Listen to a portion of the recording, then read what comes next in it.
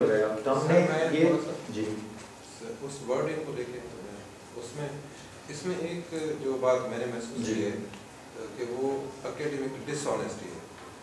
وہ اس طرح سے ہے کہ دوسری جگہ پہ یہ کہتا ہے کہ ایسی شدید اور ہماگیر خباثتیں ہیں جن کا مقابلہ کسی مذہب کی نہیں کر سکتی, تو اس کو کمپیریزن دینا چاہیے تھا.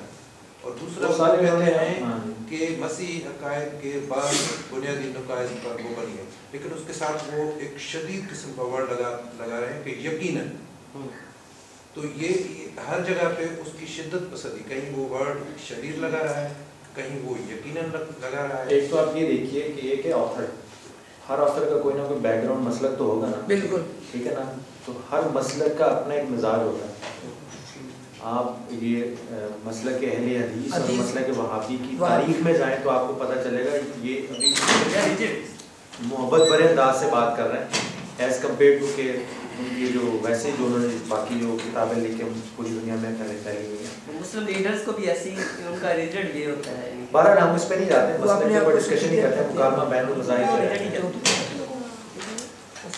اچھا یہ ہم نے پہلے قرآن پاک سے دیکھ لیا. اب ہم اسی منطق کو, اسی لاجک کو حضور صلی اللہ علیہ وسلم کی بارگاہ میں لے کے جاتے ہیں. تو حضور صلی اللہ علیہ وسلم نے بخاری شریف میں ہے, یہ حدیث مشکات میں ہے اور ترمذی ہے, کہ ایک شخص کی طرف اشارہ کر کے حضور صلی اللہ علیہ وسلم نے فرمایا کہ بے شک اس کے ساتھی ایسے ہوں گے جن کی نمازوں کے مقابلے میں تم اپنی نمازوں کو حقیر اور قلیل جانو گے, اور ان کے روزوں کے مقابلے میں اپنے روزوں کو حقیر جانو گے, اور وہ قرآن کثرت سے پڑھیں گے مگر ان کے حلقوں سے نیچے نہیں اترے گا. وہ لوگ دین سے ایسے خارج ہوں گے جیسے تیر کمان سے. اور ترمذی میں یہی حدیث کے آگے ایک اور جملہ ایڈ ہوا ہے کہ ان کی زبانیں شکر سے زیادہ میٹھی ہوں گی مگر ان کے دل بھیڑیوں کے سے ہوں گے. یہ خوارجیوں کی علامت بیان کی تھی حضور صلی اللہ علیہ وسلم نے, اور یہ مسلمانوں میں سے ایک گروہ نکلتا. اگر ادھر کسی کرپٹ بشپ کے یا ایسے لوگوں کے کثیر تعداد میں کرسچن معاشرے میں پائے جانے سے کرسچینٹی غلط ثابت ہو جاتی ہے, تو اسلامی معاشرے میں تو خوارجی پورا ایک گروہ نکلا تھا جنہوں نے حضرت علی رضی اللہ تعالیٰ عنہ کو تک کو کافر ڈکلیئر کرا دیا. تو اگر ادھر بشپ کے غلط ہونے سے کرسچینٹی غلط ہو جاتی ہے تو ادھر ایسے لوگوں کے ہونے سے اسلام غلط نہیں ثابت ہوگا. آپ دیکھ رہے ہیں کتنے بڑے بڑے لیول پہ علماء کرام کتنی کرپٹ لاجک اور غیر اسلامی لاجک کو اسلام بنا کے دنیا میں امپلیمنٹ کر رہے ہیں. اسی کا نتیجہ ہے فتنہ, فساد, انتہا پسندی, دہشت گردی. جب تک آپ کو مار کے وہ دوزخ میں نہیں بھیجے گا یا مجھے نہیں جنم حاصل کرے گا وہ جنت میں نہیں جاتا. اس طرح کی تھیولوجی پھر آگے ڈیولپ ہوتی ہے. ایک اور حدیث میں آپ کو پیش کرتا ہوں. حضور صلی اللہ علیہ وسلم نے حضرت عبداللہ بن عمر رضی اللہ تعالیٰ عنہ سے روایت کرتے ہیں کہ حضور صلی اللہ علیہ وسلم نے فرمایا کہ لوگوں پر ایک زمانہ ایسا آئے گا کہ وہ مساجد میں جمع ہوں گے, نمازیں ادا کریں گے, لیکن ان میں سے ایک بھی مومن نہیں ہوگا. ٹھیک ہے, تو کیا ایسے لوگ اسلام میں نہیں پائے جاتے؟ اب کیا یہ کہنے کہ اسلام غلط ثابت ہو, یعنی شیطانی قوتیں الہامی قوتوں کے ساتھ ہمیشہ ایکٹیو رہیں گی, کلیش میں رہیں گی. ضروری نہیں ایک مذہب کا ماننے والا اگر کرپٹ ہے تو ضروری نہیں وہ خدا کا ہی پیروکار ہو, شیطان کا بھی تو پیروکار ہو سکتا ہے. اور یہاں میں آپ سے دلچسپ ایک سوال پوچھتا ہوں, اگر آپ مسلم ہیں تو کس کے پیروکار ہوئے؟ اسلام کے. اسلام. اگر آپ مسیحی ہیں تو کس کے پیروکار ہوئے؟ مسیحیت کے. اب مجھے یہ بتائیے کیا کوئی مسیحی ہوتے ہوئے اسلام کا مسلم پیروکار ہو سکتا ہے؟ کیا کوئی مسلمان ہوتے ہوئے مسیح کا پیروکار ہو سکتا ہے؟ مسیحیت کا نہیں. مگر دنیا میں ایک مذہب ایسا ہے کہ اس میں آپ مسلم فالوور ہونے کے ساتھ ساتھ اس کے بھی فالوور رہ سکتے ہیں, دونوں ساتھ ساتھ چل سکتے ہیں. کون سا مذہب؟ اور جہالت ایک ایسا مذہب ہے کہ اس کے پیروکار ہر مذہب اور مسلک میں پائے جاتے ہیں. ایک مسلمان پیروکار ہونے کے ساتھ ساتھ وہ جہالت کا پیروکار بھی ہو سکتا ہے, جاہل بھی ہو سکتا ہے. اسی طرح اگر کوئی پادری ہے تو وہ پادری ہونے کے ساتھ ساتھ جاہل پادری بھی ہو سکتا ہے. ہم اس کی جہالت کو دیکھتے ہوئے اس کے مذہب پہ فتویٰ دیتے ہیں, اس کے اعمال اور اعمال حسنہ کو دیکھتے ہوئے اس کے مذہب کے متعلق تعریف نہیں کر سکتے. کیا ساری پادری پوری عالم اسلامی عیسائیت میں کرپٹ ہے؟ ٹھیک ہے. تو یہ رویوں کے معاملات ہیں جن کو ہم نے اسلام کا یا مذہب کا لیبل لگا کے مارکیٹ میں بیچنے کی کوشش کر رہے ہیں. لیکن آپ کی بات کی انڈورسمنٹ کہ جہالت اور پھر ہر مذہب میں منافقین بھی موجود ہیں. جس طرح سے اسلام میں ہم کہتے ہیں منافقین ہیں کہ وہ ہوتے ہوئے تو مسلمان ہیں, نماز پڑھ رہے ہیں, تو وہ کرسچینٹی میں تو مسیحیت سے منافقت کر رہے ہیں, تو پھر ہم ان کی منافقت دیکھ کے مسیحیت کو اپنے نہیں سکتے. اچھا اب ہونا کیا چاہیے؟ آپ نے منطق دیکھ لی 27 سالہ اور وہ مولانا سمیع الحق اور علامہ ساجد میر کی, ٹھیک ہے, یہ ان کا لب لباب ہے, اور جس جماعت کو یہ ہیڈ کریں گے اس جماعت کے فالوور ان کی باتوں کو اسلامی سمجھیں گے, ٹھیک ہے نا, اور ساری عمر انہیں کے کانسیپٹس کے اندر زندگی گزاریں گے. اب اصل چیز کیا ہونی چاہیے؟ اصل چیز جو صحیح رویہ کیا ہے, یہ تو غلط رویے کی نشاندہی ہم نے کری نا. صحیح رویہ امام غزالی کہتے ہیں کہ یہ ضعیف العقل لوگوں کی عادت ہے, جن کی عقل کمزور ہو, کہ حق کو لوگوں کی نسبت سے پہچانتے ہیں, لوگوں کو حق کی وجہ سے نہیں. اور عقل مند آدمی حضرت امیر المومنین علی بن ابی طالب کی پیروی کرتا ہے. آپ نے فرمایا رضی اللہ تعالیٰ عنہ کہ حق و راستی آدمیوں سے نہیں پہچانی جاتی, تم پہلے حق کو پہچانو پھر اہل حق کو بھی پہچانو. اگر کسی کو مسلمان کو پہچاننا ہے تو وہ معاشرے میں مسلمانوں کا انالائز نہ کرے, وہ قرآن و سنت کو اسٹڈی کرے. قرآن و سنت بتائیں گے کہ اصل مسلمان کون ہے اور منافق مسلمان کون ہے. اسی طرح اگر آپ نے کسی مسیحی کو جج کرنا ہے تو کسی بشپ یا پادری کے کریکٹر کو بنیاد بنا کے نہیں جج کریں گے, آپ بائبل مقدس کے متن کو دیکھیں کہ کیا وہ اس عمل کی اجازت دیتی ہے یا نہیں دیتی. تو حق اور باطل کا پیمانہ کیا ہوا؟ مذہب. مذہب بتائے گا کہ اس نے کس رویے کو ایکسیپٹ کیا, کس رویے کو ریجیکٹ کیا, ٹھیک ہے. اور یہی بات آگے پھر ہم اچھا یہی منطق ہے نا. علامہ ساجد میر نے کچھ کرپٹ کرسچنس کو پکڑ لیا اور ان کے کریکٹر کو اپنی کتاب کا حصہ بنا کے تو اس کے اوپر پھر فتویٰ جڑ دیا.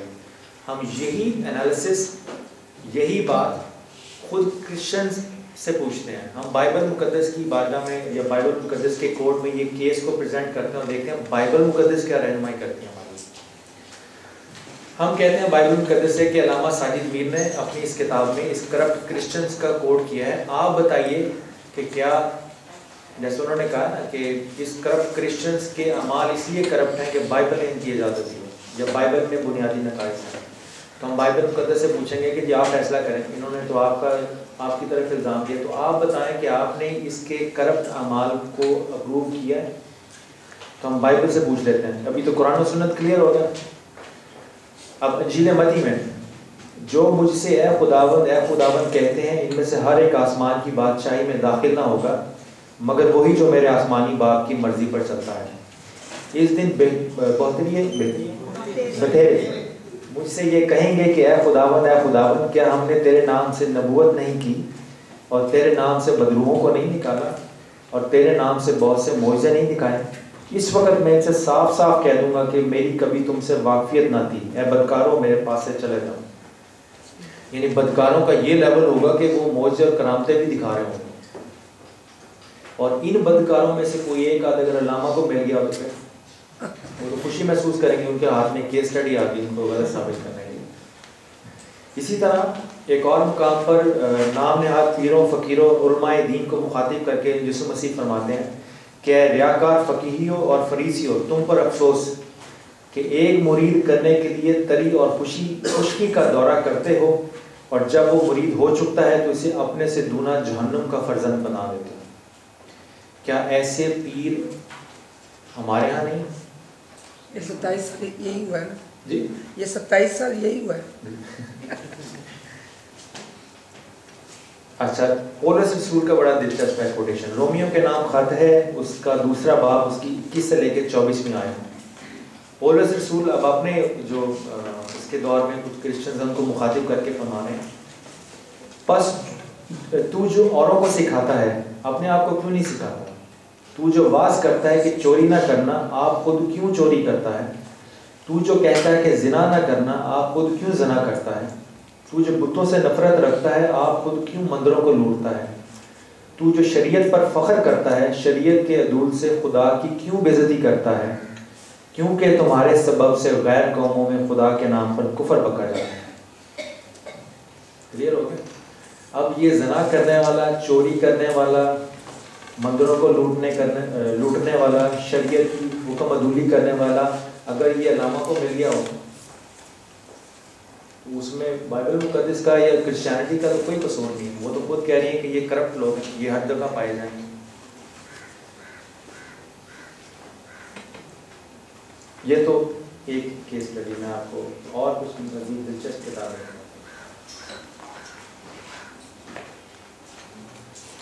اسی طرح یہ محمد مدین خالد ہیں، ان کی یہ کتاب ہے پادریوں کے کرتوت.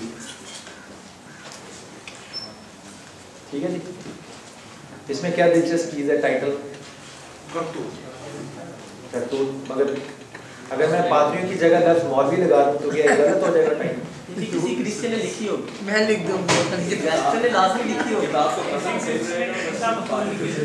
اور سلیب کی جگہ میں تسبیح لگا دوں توبہ، تو پھر انہوں نے ادھم مچا دیا. میں یہ کہہ رہا ہوں کہ آپ سوسائٹی کو دیکھتے ہوئے، حالات کو دیکھتے ہوئے، کیا یہ حقیقت کے خلاف ہوگا کہ اگر ٹائٹل یہ چینج ہو جائے؟ اگر چینج ہو جائے گا تو اس پر کفر کا فتویٰ لگے گا، اس کو پتہ نہیں کیا ہو جائے. پہلے اس میں نہیں نا ہوگا، یعنی کہ حقیقت کے مطابق ہی ہوگا نا.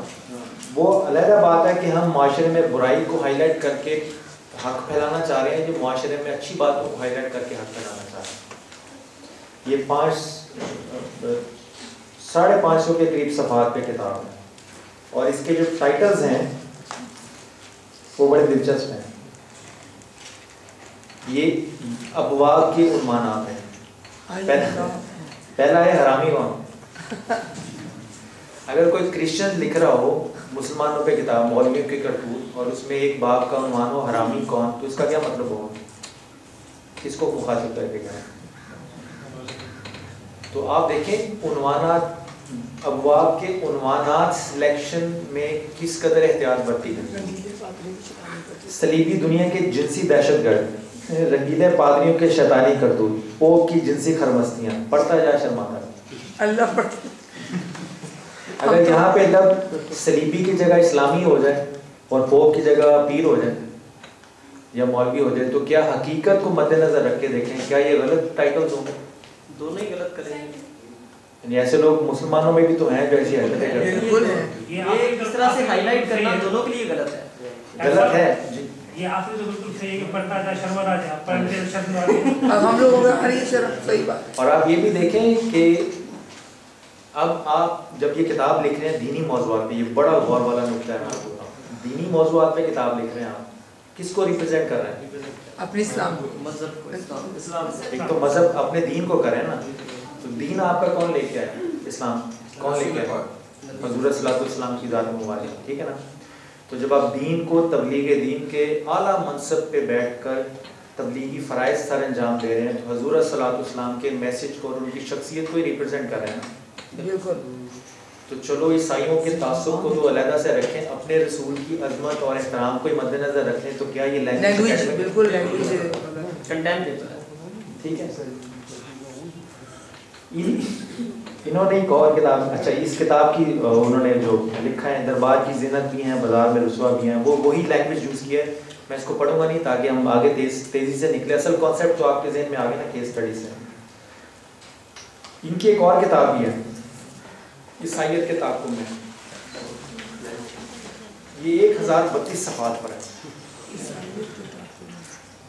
ٹھیک ہے. اس میں کیا غلطی کی انہوں نے؟ اب ان کا مسلک اور مولانا سمیع اللہ کا مسلک ایک ہی ہے، دونوں دیوبند مسلک ہے.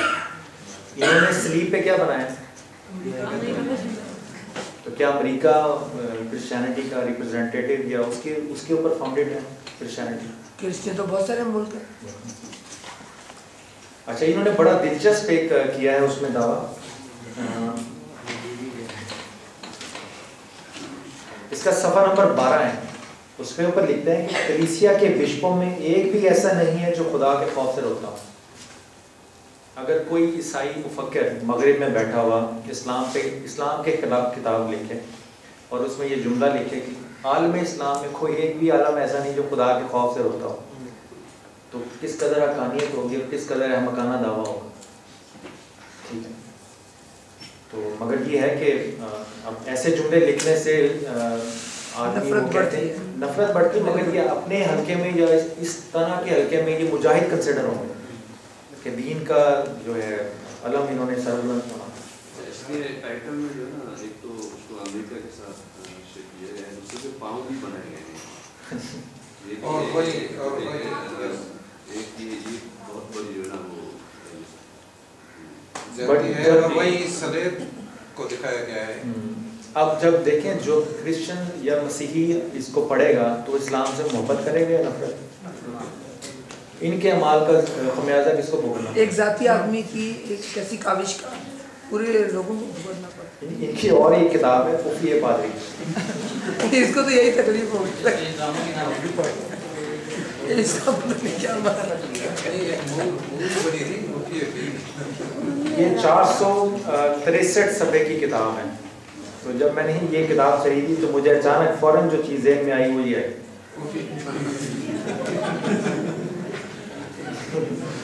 آپ اندازہ کریں دین کا معاملہ ہے, دینی معاملات پہ یہ, اور ٹائٹل دیکھیں کس طرح کے بازاری اور گھٹیا. اور زمان پہ کیا.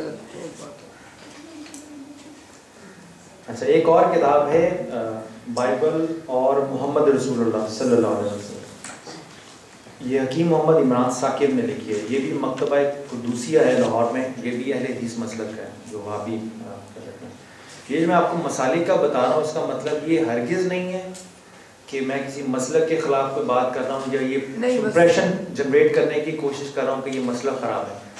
اگر ایک خراب آدمی اسلام میں ہونے سے اسلام اس کا ذمہ دار نہیں ہے اس کے بدعمالی کا, تو اس طرح مسالک بھی نہیں ہے. ہر مسلک میں اچھے لوگ بھی ہیں, بیلنس مائنڈیڈ لوگ بھی ہیں. مگر میں آپ کو یہ بتا رہا ہوں کہ بعض اوقات انتہا پسندی اور معاشرے میں فتنہ اور فساد پھیلانے میں بعض مسالک کے مخصوص لوگ اس کا سبب بنتے ہیں. اس سے بھی خبردار تھوڑا سا رہنے کی ضرورت ہے. اس کتاب کے صفحہ 201 پہ وہ کہتے ہیں, اب یہ لینگویج دیکھیے گا کس طرح کی یوز ہو رہی ہے. بائبل ٹرانسلیشنز پہ گفتگو ہو رہی ہے اور وہ کہتے ہیں کہ بائبل کے مصلحین اور مترجمین نہ صرف آوارہ ذہن عیاش مذہب تھے بلکہ جس قدر یہ خود آوارہ تھے اس سے کہیں بڑھ کر ان کے قلم بھی آوارہ نکلے کہ اپنوں کی پہچان بھی نہ رہی. شراب کے نشے میں دھت مترجمین اس کے سوا کر بھی کہہ سکتے تھے. اب یہی کوئی عیسائی پاکستان ہمارے قرآن پاک کے مترجمین ہیں, مولانا اشرف علی تھانوی ہیں, اعلیٰ حضرت احمد رضا خان صاحب بریلوی ہیں, مولانا, اگر ان کے متعلق کوئی عیسائی لکھ رہا ہو پاکستان میں بیٹھ کے تو کیا وہ بچے گا؟ یہ کام کریں تو دینی غیرت بنتی ہے, وہ کام کریں تو توہین رسالت بنتی ہے. یہ فرق ہے. یعنی ہمیں اجازت ہے ہم اس طرح کی لینگویج استعمال کریں, وہ کریں گے تو ہم پھر توہین کا لفظ لگا کے پھر ان کے لیے جینا حرام کر دیں گے یا ان کی بستیاں اجاڑ دیں گے. یہ سارا اس کا ہوگا.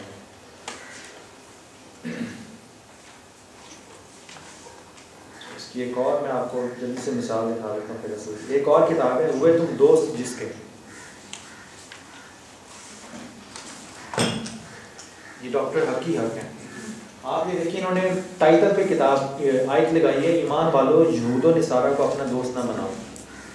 ٹھیک ہے, جس آدمی کو چاہیے کہ وہ دین کے موضوع پہ لکھ رہا ہے, اگر وہ قرآن پاک کی کوئی آیت اس میں کوٹ کرتا ہے تو آداب تحریر اور آداب تبلیغ یہ ہیں کہ اس آیت کو لکھنے کے ساتھ ساتھ اس کا شان نزول لکھے, مفسرین کے اقوال لکھے, تاکہ پڑھنے والے کو پہلے اس آیت کا اصل مطلب پتہ چل جائے, اور اصل مطلب کے ساتھ ساتھ اگر وہ کسی معاملے پر اس آیت کو اپلائی کر رہا ہے تو اس کی اپلیکیشن انٹینشنز بھی واضح ہو جائیں. ٹھیک ہے نا, تاکہ کوئی یہ نہ کہہ سکے کہ اس نے آیت میں اپنے معنی اور مفہوم میں کے مطابق اس آیت کے معنی اور مفہوم میں معنوی تحریف کی. آیت کو کوٹ کرنے کا اسلام میں ادب یہ ہے کہ اس کو پوری طرح سے ایکسپلین کیا جائے تاکہ پڑھنے والا کسی آدمی کی بدعمالی اور بددیانتی کو اسلام کے کھاتے میں نہ ڈالے. مگر پوری کتاب میں 500 صفحے کی کتاب ہے, اس آیت کو صرف یہیں دیکھیں گے آپ. پوری کتاب میں نہ کہیں عربی استعمال ہوئی ہے نہ کسی مفسر کا حوالہ, تاکہ اصل مطلب پڑھنے والے کو نہ پتہ چلے. اور انہوں نے جس طرح سے ٹائٹل پہ ڈال کے ایک پروجیکشن کر دیا ہے کہ اب جو بھی یہودی نصاری یہودی یا عیسائی ہوگا وہ اسلام سے محبت کرنے والا نہیں ہو سکتا. یہ اس کا امپریشن ڈال کے پھر وہ اسپین کی پوری ہسٹری انہوں نے کوٹ کر دیا. دیکھنا ٹائٹل کیا بنا دیا, لوگوں کے ساتھ ظلم و ستم ہو رہا ہے, اور یہ یعنی کسی خاص ملک کی بربریت کو انہوں نے مذہب کے خاتمے میں ڈال دیا. اور امریکہ کے خلاف یہ بھرپور کتاب جو ہے امریکہ کی خلاف بد زبانی ہے، اور مزے کی بات یہ خود امریکہ میں رہتے ہیں، کیلیفورنیا میں، یہ سب اور اس سے بھی دلچسپ بات یہ ہے کہ اس کتاب کا مسودہ کس نے پڑھا اور تعریفی پیش لفظ کس نے لکھا؟ عطاء الحق قاسمی صاحب نے، جو ہمارے ملک کے نامور دانش ہیں. جی ٹھیک ہے نا. وہ ان چیزوں کے اپنے مقاصد ہوتے ہیں، فائدے ہوتے ہیں. ایک آدمی امریکہ میں رہ رہا ہے، اس کا پیش لفظ لکھنے سے ٹکٹ بھی فری آ جاتی ہے، اسپانسر بھی آ جاتا ہے، کافی مشاعرے جن کے ارینج ہو جاتے ہیں. یہ کافی فوائد حاصل ہوتے ہیں اس طرح کی کتابوں پہ پیش لفظ لکھنے کے. مذہبی یا مذہبی بنیاد پہ اگر لکھیے تو عطاء الحق قاسمی جو شاعر ہیں اور ادیب ہیں. اب اس میں دلچسپ بات ہے کہ جتنی بد کلامی انہوں نے امریکہ کے خلاف استعمال کی ہے، تو میں سوچا تھا اتنی نفرت ہے شیطان سے تو اس کو چھوڑ کے پاکستان آ جائے یا امریکہ والے خود نکال دیں. ٹھیک ہے نا. تو یہ حال ہے ہماری منافقت کا، یہ حال ہے جس طرح سے یہ اسلام جن لوگوں کے ہاتھ میں مذاق بنا ہوا ہے. ٹھیک ہے نا. اور اس میں کچھ ہمارا بھی قصور یہ ہے کہ ہم ان لوگوں کو پڑھنا پسند کرتے ہیں. ہمیں اب یہ بھی بھول گیا ہے کہ اگر آپ نے اسلام کے، اگر آپ نے قرآن کے اوپر پڑھنا ہے تو کس مفسر کو پڑھنا ہے یہ بھی تمیز نہیں ہے ہمیں. اگر آپ نے حدیث پہ پڑھنا ہے تو کس محدث کو پڑھنا ہے یہ بھی تمیز نہیں رہی ہمیں. ہمارے کچھ اپنے اعمال اور عادتیں ایسی ہیں جس کی وجہ سے ان لوگوں کو پروموشن ملے گی. صرف ان کو نہیں کہہ سکتے. مستند جو حدیث کی کتابیں ہیں مستند ہے جو آپ نے کہا کہ عوام کے اعمال ہے، میرے خیال میں اسٹیٹ نے گزشتہ 50 سالوں میں ہماری ریاست نے خود ان علماء کو اپنے مفادات کے لیے پروموٹ کیا. وہ ہماری میڈیا اس کی وجہ یہ ہے نا کہ یہ بگ آسانی سے جاتا ہے. ہاں یہ بھی زمینیں لے لی، پروموشن لے لی، سیٹ لے لی. ہاں ان کو کالج میں ایکسیس دیا، ہمارے میڈیا میں ایکسیس ان کو دیا. دوسرا یہ کہ ہمارے گورنمنٹ کو یہ بھی چاہیے کہ اسلامی ملک ہے، جیسے نام میں بھی کہتے ہیں اسلامی جمہوریہ پاکستان، باقاعدہ انہوں نے کئی کمیٹیاں اور کئی ذیلی کمیٹیاں بھی بنائی ہوتی ہیں جو جانچیں کہ جو تشریح کی گئی ہے، تفسیر لکھی گئی ہے کس نے لکھی ہے، اور اس میں کچھ ایسا مواد تو نہیں آ گیا جو اصل سیاق و سباق سے ہٹ کرو. یہ بھی تو ضرور چیک اینڈ بیلنس ہونا چاہیے. اور آپ مذہب کی کتاب لکھ رہے ہیں، ایک عقیدے کو ڈیفائن کر رہے ہیں یا کیا کرتے، تو اس میں آپ چیک اینڈ بیلنس بھی رکھیں. ہر آدمی اپنے حساب سے اٹھ کے کر دیتا ہے جو بھی چاہے. بس اس میں یہ ہے نا کہ گورنمنٹ تو میرے اپنے پرسیپشن کے مطابق قطعاً اس میں دلچسپی نہیں رکھتی. تو دیٹس وائی یہ چیزیں انکریز ہوئی ہیں اور پروموٹ ہوئی ہیں. میڈیا کا بڑا اس میں رول ہے. جی سر میرا کوشچن تھا، جیسے میں نے اچھا اس میں یوں کرتے ہیں آپ نوٹ کر لیں، کویشچن آنسر سیشن پہ کر لیں گے تاکہ ہمارا زیادہ سے زیادہ وقت بچے. نوٹ کر لیجیے. سمپل کمنٹ جسٹ میں کہنا چاہتا کہ آپ نے جو پہلے بگننگ میں آپ نے کہی کہ آپ نے مکالمے کے لیے کسی کی کتاب پڑھی ہے، تو جن لوگوں کا ریفرنس دیا گیا آپ نے کہا کہ نہیں یہ ان پہ اتھارٹی نہیں ہے. لیکن میں کہتا ہوں کہ یہ اتھارٹی نہیں ہے، ان کو علم کا پتہ ہی نہیں ہے کہ دلیل کیسا دیا جاتا ہے. اگر کوئی اپنا سرٹیفکیٹ رکھ لیتا ہے تو کیا یہ اتھارٹی ہوئی کہ وہ عالم ہے؟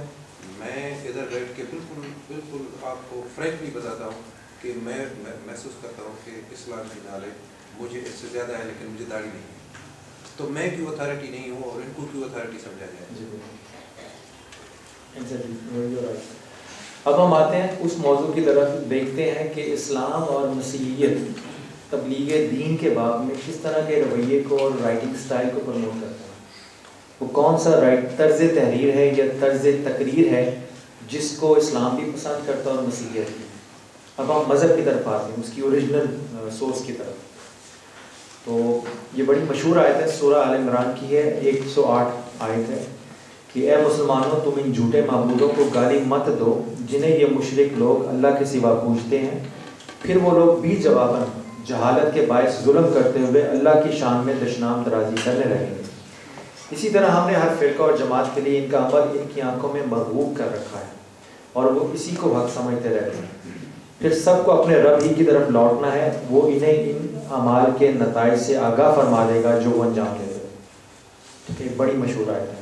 اب اس آیت کی تفسیر میں مفسرین کیا کہتے ہیں، میں سب کو لے کے چلوں گا، سارے مسالے کے بزرگوں کو. سید ابو العلا مودودی اس آیت کی تفسیر میں کہتے ہیں کہ یہ نصیحت نبی کے پیرووں کو کی گئی ہے کہ وہ اپنی تبلیغ کے جوش میں اتنے بے قابو نہ ہو جائیں کہ مناظر و بحث و تکرار سے معاملہ بڑھتے بڑھتے غیر مسلموں کے عقائد پر سخت حملے کرنے اور ان کے پیشواؤں اور معبودوں کو گالیاں دینے تک نوبت پہنچ آئے، کیونکہ یہ چیز ان کو حق سے قریب لانے کی بجائے اور زیادہ دور پھینک دے. پیر محمد کرم شاہ بریلوی اسکول آف تھاٹ کے مسلک کے ہیں، تفسیر ضیاء القرآن میں لکھتے ہیں اسی آیت کی تفسیر میں کہ مبلغ اگر صحیح تربیت یافتہ نہ ہو تو اپنے نظریات و عقائد کی تبلیغ و اشاعت کے جوش میں وہ حد اعتدال سے تجاوز کر جاتا ہے اور معقولیت کا دامن اس کے ہاتھ سے چھوٹ جاتا ہے، اور اس کا نتیجہ یہ ہوتا ہے کہ اس کے نظریات اور عقائد کے متعلق اس کے سامعین کے دلوں میں نفرت اور تعصب پیدا ہو جاتا ہے اور بسا اوقات نوبت گالی گلوچ تک پہنچ جاتی ہے۔ اس آیت سے مبلغین اسلام کی تربیت مقصود ہے کہ تاکہ وہ اسلام کی دعوت کو پوری شائستگی اور متانت سے پہنچانے کے لیے تیار ہو جائیں۔ انہیں حکم دیا گیا ہے کہ مشرکین کے باطل خداؤں کو برا بھلا نہ کہو، کہیں ایسا نہ ہو کہ وہ مشتعل ہو کر تمہارے معبود حق کی جناب میں گستاخی کرنے لگیں۔ اس انداز سے اسلام کا پیغام پہنچاؤ اور ان کے عقائد باطلہ کی تردید کرو کہ انہیں تمہاری دعوت قبول کرنے کے بغیر کوئی چارہ ہی نہ ہے۔ مولانا اشرف علی تھانوی، اب ان کو میں نے کیوں کوٹ کیا؟ یہ مسلک کے دیوبند کے اکابرین میں سے ہیں، چونکہ میں نے حوالے بھی انہیں کے دیے، تو میں نے اسپیشلی ان کو اس لیے انکلوڈ کیا تھا اپنی پریزنٹیشن میں، یہ دکھانے کے لیے کہ ان کے حوالے کوٹ کرنے کے کوئی یہ امپریشن نہ لے لے کہ شاید مسلک کے دیوبند میں دینی شعور ہی نہیں ہے اور اچھے لوگ بھی ہیں کیا۔ تو مولانا اشرف علی تھانوی فرماتے ہیں کہ غیر قوم سے مناظرہ کرنا تو جزو تبلیغ ہے، لیکن دشنامی اور دل خراش الفاظ ان کے معظمین کے حق میں کہنا ممنوع لغیرہ ہے کہ وہ ہمارے معبود یا رسل و معظمین کی شان میں گستاخی کریں گے تو گویا اس کا باعث ہم ہوئے۔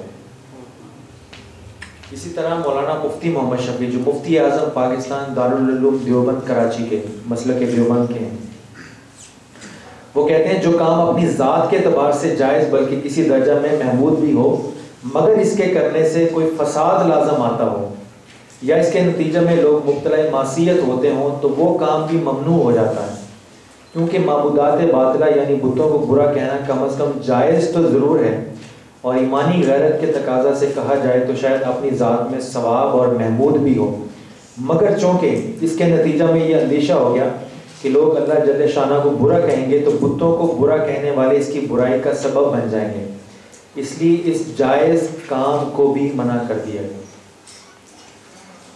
مولانا شبیر احمد عثمانی ایک اور عالم دین علماء دیوبند میں سے، وہ کہتے ہیں تفسیر عثمانی میں، یعنی تم تبلیغ و نصیحت کر کے اپنے فرض سے سبق دوش ہو چکے، اب جو کفر و شرک یہ لوگ کریں اس کے خود ذمہ دار ہیں، تم پر اس کی کچھ ذمہ داری نہیں۔ ہاں یہ ضروری ہے کہ تم اپنی جانب سے بلا ضرورت ان کے مزید کفر و لعنت کا سبب نہ بنو۔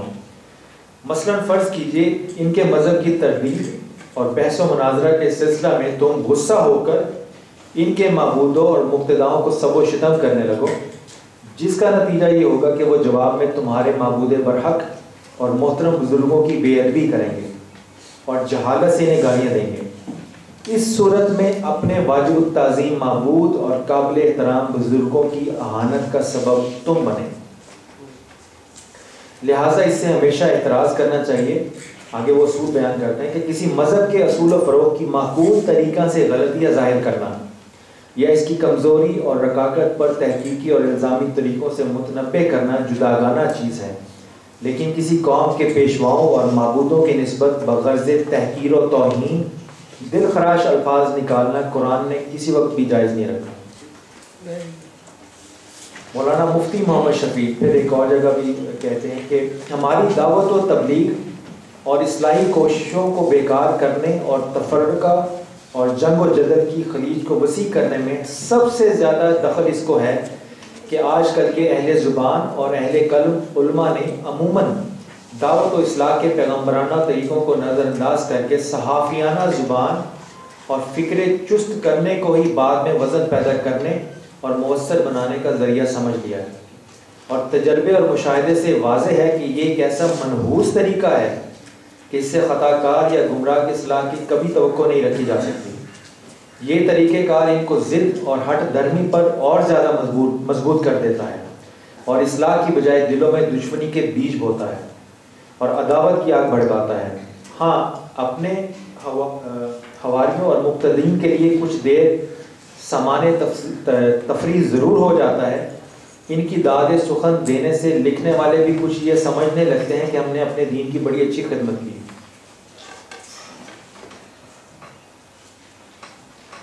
اب یہ اس آیت کا معنی مفہوم پتہ چل گیا.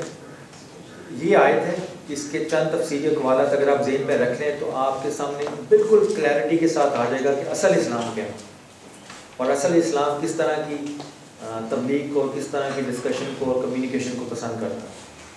اب ایک بڑی دلچسپ حدیث ہے حضور صلی اللہ علیہ وسلم کی، اور وہ یہ ہے کہ حضور صلی اللہ علیہ وسلم نے فرمایا کہ اپنے ماں باپ کو گالی دینا کبیرہ گناہوں میں سے ہے. تو صحابہ نے فرمایا، پوچھا یا رسول اللہ صلی اللہ علیہ وسلم کیا کوئی اپنے ماں باپ کو گالی دے سکتا ہے؟ تو حضور صلی اللہ علیہ وسلم نے فرمایا ہاں، ایک شخص کسی کے باپ کو گالی دیتا ہے تو وہ جواب میں اس کے باپ کو گالی دیتا ہے، اور ایک شخص کسی کی ماں کو گالی دیتا ہے تو وہ اس کے جواب میں اس کی ماں کو گالی دیتا ہے.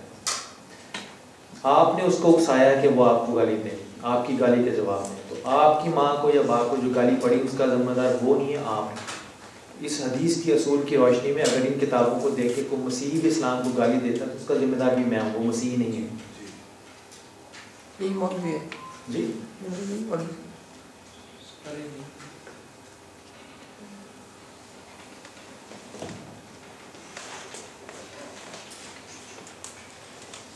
ہاں، میں آپ کو یہ بتا دیتا ہوں مسیحیت میں کس طرح کا طرز تبلیغ جائز ہے.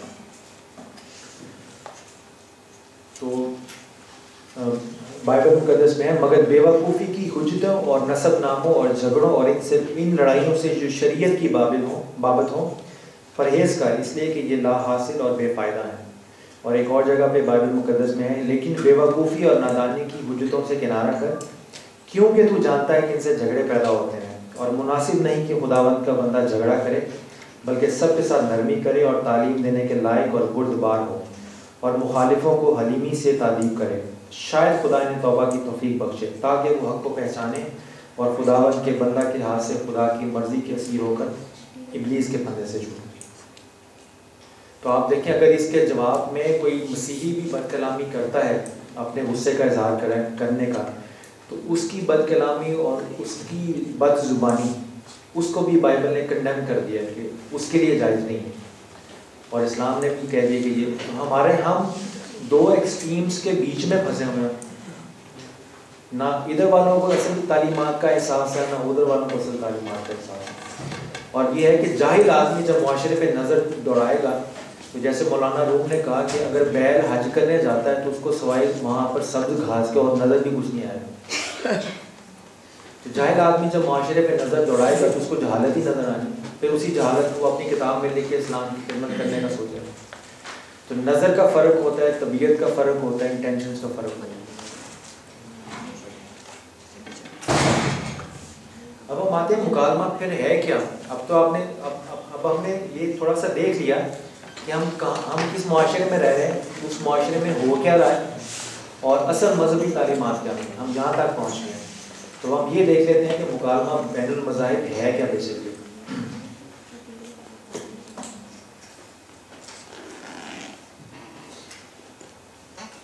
مکالمہ بین المذاہب یہ ہوگا کہ مکالمہ عقیدہ منوانے کا نام نہیں ہے بلکہ دوسروں کے دکھ درد بانٹنے کا نام ہے. ٹھیک ہے. مکالمہ فتح یاب ہونے کا نہیں بلکہ محبت بانٹنے کا نام ہے.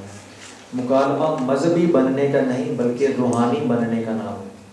مکالمہ اپنی بات منوانے کا نہیں بلکہ دوسروں کی بات کو سمجھنے کا نام ہے. مکالمہ ایک دوسرے کو شک و شبہ سے دیکھنے کا نہیں بلکہ مل جل کر مسائل کے حل کے لیے ممکنات کی وادی میں جھانکنے کا نام ہے. مکالمہ جنگ و جدل کا نہیں بلکہ باہمی محبت اور تعاون کا عنوان ہے. اور سب سے اہم بات یہ ہے کہ مکالمہ اعلیٰ اور برتر بننے کا نہیں بلکہ عجز و انکساری کے راستے پر چل کر انسان بننے کے عمل کا نام ہے. ٹھیک ہے. This is what is interface dialogue. اور ہم کویشچن آنسر سیشن کے لیے بھی ٹائم رکھیں گے. اب ایک آخری میں اس میں آپ کو بات نہیں ایڈ کر رہے ہیں.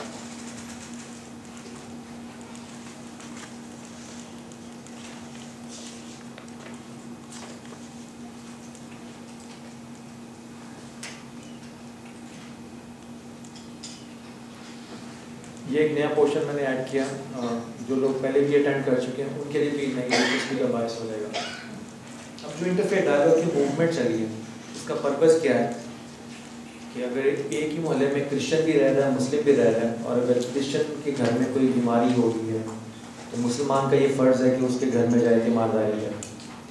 तीमारदारी करने से पूरे इस्लामिक लिटरेचर में ये कतई नहीं लिखा हुआ कि अगर आप बहैसियत मुसलमान किसी मसीह के घर में जाकर उसकी तीमारदारी करते हैं तो आप क्रिश्चियन हो जाए। ठीक है, अगर किसी मसीही भाई के, अगर किसी मुसलमान के घर में कोई डेथ हो गई है खुदा न खास्ता, तो मसीही चल के अगर उससे ताज़ियत के लिए जाता है तो पूरे क्रिश्चियन लिटरेचर में नहीं लिखा हुआ कि अगर वो मुसलमान से ताज़ियत कर रहा है तो इस ताज़ियत करने की वजह से वो क्रिश्चियनिटी से निकल जाएगा और मुसलमान हो जाएगा। तो जो हमारी नई मूवमेंट है इंटरफेथ डायलॉग में, जैसे मैंने कहा ना, तबलीग के मैदान में जेन्युइन स्कॉलर्स भी हैं और इस तरह के भी हैं, इसी तरह इंटरफेथ डायलॉग की मूवमेंट में जेन्युइन स्कॉलर्स भी हैं और जाहिल लोग भी हैं। ठीक है, और जाहिल लोगों ने बहुत सारी खराबियाँ इसमें ऐड कर दी हैं इंटरफेथ डायलॉग के प्रोसेस में। ये चीज़ सिर्फ एक चीज़ ध्यान में रखिएगा कि इंटरफेथ डायलॉग अपने या किसी के अकीदे का बेड़ागर करने का नाम नहीं। मैं आपको मिसाल भी दे देता हूँ, you have to keep in mind, I repeat, अपने या किसी के अकीदे का बेड़ागर करने का नाम नहीं है। मिसाल के तौर पर एक मिसाल देता हूँ, आजकल मुकाबला बैनुल मज़ाहिब के नाम पर कुरान पाक की आयात के वो माना करने की जुस्तजू की जा रही है जो आज तक 1400 साल में किसी को जरूरत नहीं हुई। अब वो उसमें एक मिसाल दे दूँगा, आपको सारा केस स्टडी क्लियर हो जाएगा। मुकालमे में ये एज्यूम कर लेना कि मैं गिल्टी पार्टी हूँ। अगर कोई महफिल हो रही है मुकालमा बैनुल मज़ाहिब की, उसमें मसीही भी हैं मुस्लिम भी हैं, अगर उसकी इब्तिदा गुफ्तगू की इस्लाम से शुरू होती है, मुकर्ररीन इस्लाम पे खिताब फरमाते हैं, मुकर्ररीन इस्लाम की मुआशरे की खराबियों को बयान करते हैं, मुकर्ररीन मुसलमान मुआशरों में इंतहा पसंदी और दहशत गर्दी और तालिबान और ये वो सारा ये बयान करते हैं, सारी नशिस्त इस्लाम पे रही है और फिर अख्ताम पे सब मिलजुल के रहत करते हैं कि इस बीमारी को दूर करेंगे और इस खराबी को दूर करेंगे। तो ये नशिस्त और इसका फॉर्मेट और इस नशिस्त का मिजाज बज़ाते खुद गैर इस्लामी है, इस्लाम दुश्मनी है और ये मुकालमा बैनुल मज़ाहिब के एजेंडे में नहीं है। ये इंप्रेशन डेवलप करना कि इस वक्त जितनी खराबी है पाकिस्तानी मुआशरे में या दुनिया में उसका सारे का सारा इस्लाम ही जिम्मेदार है, ये बज़ाते खुद फितना और फसाद है। अगर खराबी इधर है तो उधर भी है। ठीक है ना, जिसको हम खराबी कह रहे हैं वो हो सकता है उधर की खराबी का रिएक्शन भी हो सकता है। ठीक है ना, तो ये जब भी मसीही और मुस्लिम भाई आपस में मिलजुल के बैठे तो पहले तो ये एक्सेप्ट करें ना कि अगर मुसलमान मुआशरे में ख़राबी है तो खराबी क्रिश्चियन कम्युनिटी में भी है। अगर मुसलमान मुआशरे में इंतहा पसंद और दहशतगर्द टाइप के लोग मौजूद हैं तो ये लोग क्रिश्चियन कम्युनिटी में भी मौजूद हैं। तरीका वारदात मुख्तलिफ हो सकता है, मगर हो सकता है हमारे यहाँ बम ब्लास्ट बेड बांध के कर रहे हों तो दूसरे किताबें लिख के वही दहशतगर्दी फैला रहे हैं। इसकी मैंने मिसाल पिछले किसी ने दी थी सेशन में कि अगर आप यूट्यूब पे जाएं और biblical versus on American weapons, तो आज के दिन तक अफगानिस्तान में और इराक में जो अमेरिकन वेपन्स सप्लाई हो रहे हैं उस पर बाइबल मुकद्दस की आयात होना है। ठीक है, और वहाँ पे यूट्यूब पे वो अमेरिकन सोल्जर्स की ब्रीफिंग की वो वीडियोस अवेलेबल हैं जहाँ पे वो अफगानिस्तान में कमांडोज को ये कह रहे हैं कि हम यहाँ पर सिर्फ तालिबान से निपटने नहीं आए बल्कि कन्वर्ट करने भी आए हैं, क्रिश्चियन मुसलमानों को ईसाई बनाने के लिए भी आए। तो ये एक अलग से बड़ा दिलचस्प टॉपिक है, मगर ये मैं आपको ये बता रहा हूँ अगर इस तरह की जो हरकतें होती हैं उससे जब मुसलमान जो इंतहा पसंद मुसलमान हैं वो फिर इस तरह की किताबों को दुरुस्त इस्लाम समझेंगे। ठीक है ना, तो अगर हमने अपने मुआशरे से इस तरह की इंतहा पसंदी और टेररिज्म को ख़त्म करना है तो हमने दूसरी तरफ भी तवज्जो करनी पड़ेगी। जितनी मेहनत हम अपने मुआशरे पे कर रहे हैं इतनी मेहनत हमें दूसरों पे भी करनी पड़ेगी।